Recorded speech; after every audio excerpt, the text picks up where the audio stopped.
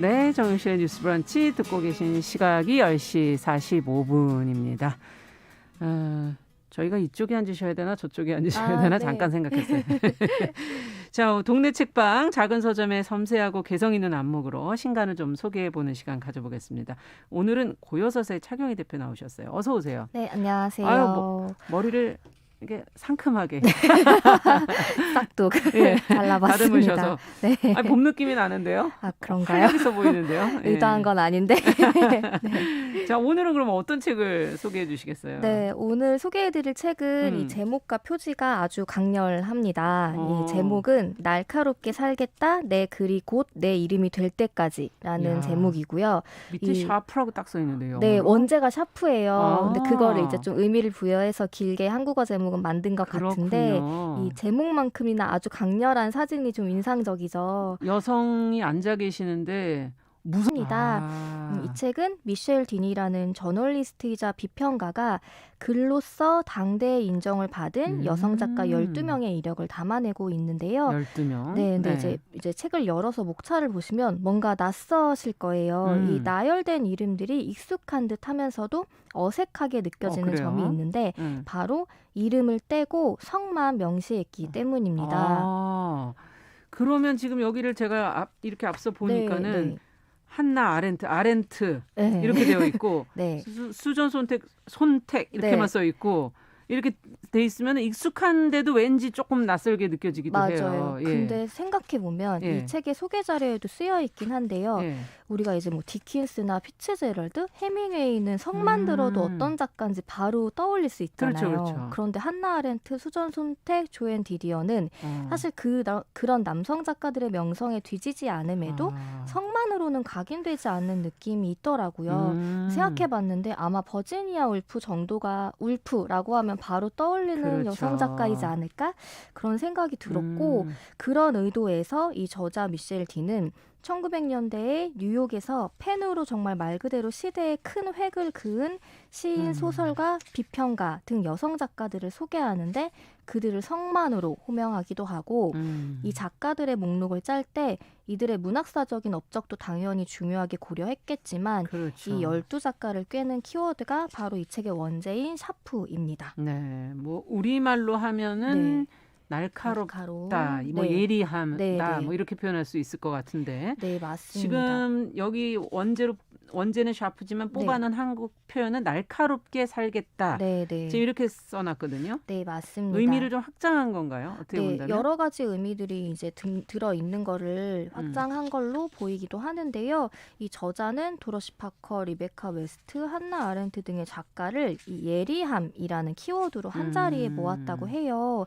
근데 사실 유명 작가들을 이렇게 추려서 소개하는 책들이 흔하지 않은 건 아니잖아요. 근데 여성 작가만 이렇게 추린 거는 흔한 건 아닌 것 같아요. 네, 그러니까 요즘에 많이 출간이 되고 있기도 한데 그럼에도 이 책의 특징이 몇 가지가 있는데 그 중에 하나가 이 바로 예리함, 날카로움이라는 키워드로 작가들을 묶을 수 있다라는 그렇죠. 사실입니다.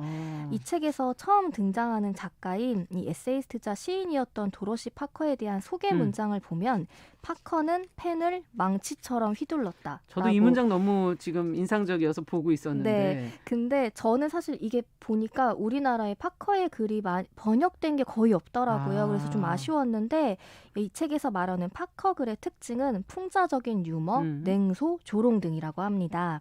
그만큼 솔직하면서도 상대를 찌르기에 두려움이 없는 작가였다고 하는데요. 근데 읽다 보면은 파커뿐 아니라 이 책에 등장하는 거의 모든 작가들이 그래요. 뭔가 네. 말을 좀 직설적으로 해서 미움을 사기도 하고 물론 그런 솔직함 때문에 많은 사람들과 이제 매력적인 이제 교류를 그렇죠. 하기도 한다고 했습니다. 네, 글은 또 어떤 날카로움이 있어야지 또 쨍한 맛이 있어요, 읽을 때. 맞습니다. 근데 여성의 사실 참정권도 없던 시기를 다 거쳐온 그런 시기니 네. 이런 여성들, 특히 예리한 여성들 뭐 배척하고 네. 인정하지 않으려고 했을 것 같은데요. 예, 맞습니다. 예. 어쩌면 뭐 이들의 타고난 기질이 타인에게 보이는데 무관심했을 수도 있지만 근데 사실 그 시대에 남성들과 대등하게 지면을 얻고 인정을 받으려면 웬만한 성격으로는 버티기 힘들지 맞아요. 않았을까라는 생각이 드는데 근데 이 책을 읽다가 제가 개인적으로 좀 많이 위안이 되기도 했어요. 오. 어떤 점 때문이냐면 이들은 사람들에게 자신의 글에 대해 혹은 능력에 대해 인정이나 존중을 받고 싶어 하긴 했지만 예쁨 받고 싶은 생각은 없었다는 게 너무 잘 느껴지는 거예요. 그 표현이 뭔지 알겠네요. 네, 이 책이 이제 앞쪽에 이런 헌사가 있습니다. 넌 너무 머리가 좋아서 탈이야. 이런 말을 들은 적이 있는 모든 사람에게. 근데 이게 웃긴 말이라고 느끼실 수도 있겠지만 그렇죠. 저는 약간 좀 슬프기도 했어요. 이 잘난 여성은 좀 똑똑한 티를 덜 내야 하고 주변에 더 친절하고 겸손해야 한다는 가르침이 여전히 있지 않나 그런 생각이 들더라고요. 네. 영리하고 자존감이 높은 그런 네. 여성 작가들 과연 어떤 삶을 살았을까 네. 하나하나 궁금해지네요. 네, 굉장히 예. 많은 잘 몰랐던 에피소드들이 있는데 예. 저는 이제 한나 아렌트와 이 메카시의 관계가 좀 인상적이었어요. 둘은 처음에는 1944년에 이 파르티전 리뷰라는 잡지의 파티에서 만났는데 처음에 싸웠다고 해요. 이 메리 메카시가 아렌트 앞에서 히틀러가 좀 안 된 사람 같다 이런 식의 말을 하는데 사실 아렌트는 독일에서 살던 유태인으로 그렇죠. 수용소에 들어갔던 적도 있기 때문에 아렌트가 그 말에 이성을 잃고 화를 낸 거죠. 그럴만하죠. 네, 그런데 오히려 오랜 시간이 지나고 1963년에 아렌트가 이제 널리 알려진 저작인 예루살렘의 아이만을 출간했는데 그때 나치의 그 악마성이 아니라 인간으로서의 평범성을 오히려 강조했다는 비판을 굉장히 많이 받았다고 해요. 근데 그런 시기에 오히려 메카시와 편지를 주고받으면서 좀 위안을 삼기도 하고 심지어는 아렌트가 심장마비로 갑자기 이제 죽고 난 뒤 그의 저작물을 관리할 사람으로 메카시가 지목될 정도로 처음에는 이제 싸움의 대상이었지만 뒤에는 정말 서로에게 없어서는 안 될 그런 사람 존재가 되었다고 합니다. 네. 그런데 이 책의 키워드 중 하나가 사실은 논쟁이에요. 논쟁. 네, 이 책은 여성들 사이에 어떤 그런 자매라고 요즘 말하는 그런 것들을 강조하기보다는 이 불화나 논쟁까지 숨김없이 드러내는 점이 좀 인상적입니다. 이게 쉬운 거 아니거든요. 굉장히 솔직하다는 얘기죠. 네, 어떻게 맞습니다. 보면은. 네. 영화도 몇 편이 막 떠오르는 네. 지금 작품들도 있는데 맞아요. 여성 작가들의 관계를 보여준 이런 거는 사실 좀 없었던 게 아닌가 하는 네, 생각도 들고요. 맞아요. 남성 작가들의 뭐 예. 이제 인연이나 관계들을 우정이나, 하는 거는 되게 영화도 많았던 것 같은데 이 다양한 문예지나 리뷰 매거진이 생겨나던 문학과 비평의 황금기였잖아요. 이제 그 1900년대가. 그렇죠. 근데 그 시절에 당연한 얘기지만 남성 작가만 활동한 것도 아니고 그들만 뛰어났던 것도 아닌데 우리가 알만한 여성 작가들은 그들과 좀 따로 떼어놓고 어쩌다가 세상에 튀어나온 좀 돌출된 특이한 인물로 따로 취급하는 경향이 좀 있는 게 숨겨두었다는 느낌도 네, 들기도 하고요. 맞습니다. 예. 좀 그런 경향이 있는 것 같아요. 그런데 이 책을 읽어보면은 뭐 예를 들어 아렌트와 하이데거가 사제지간이자 연인 관계였는데 서로의 사상적 발전에 어떤 영향이 있었는지 이제 이야기가 들어가기도 그렇군요. 하고 여기서 말하고자 하는 거는 이 뛰어난 여성 작가들은 이례적 이벤트처럼 특별한 케이스가 아니라